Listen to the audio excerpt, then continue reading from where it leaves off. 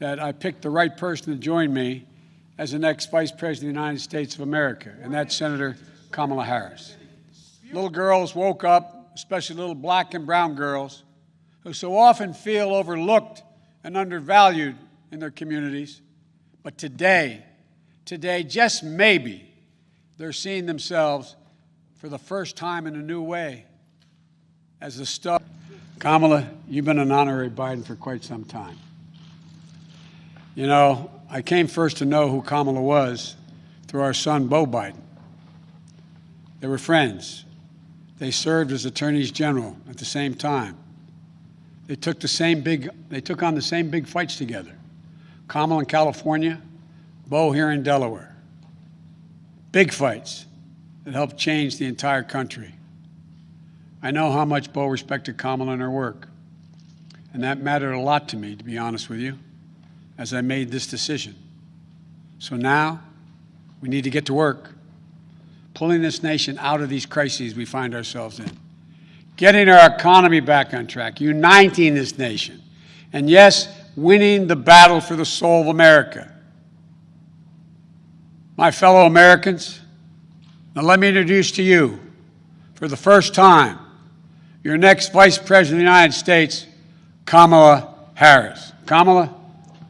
To stand with you. And I do so mindful of all the heroic and ambitious women before me, whose sacrifice, determination, and resilience makes my presence here today even possible. This is a moment of real consequence for America.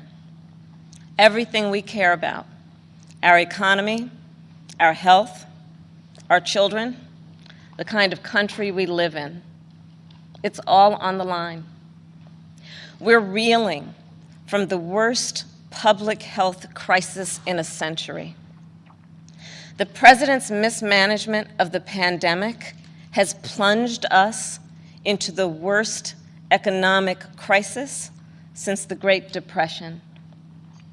And we're experiencing a moral reckoning with racism and systemic injustice that has brought a new coalition of conscience to the streets of our country, demanding change.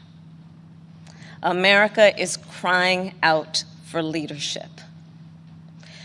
Yet we have a president who cares more about himself than the people who elected him.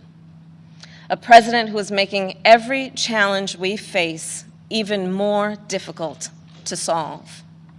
But here's the good news. We don't have to accept the failed government of Donald Trump and Mike Pence.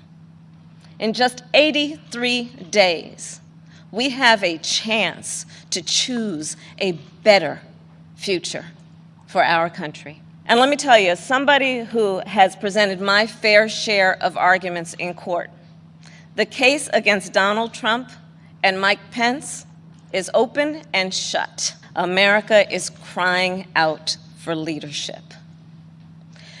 Yet we have a president who cares more about himself than the people who elected him.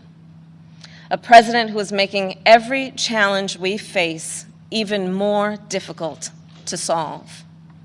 But here's the good news.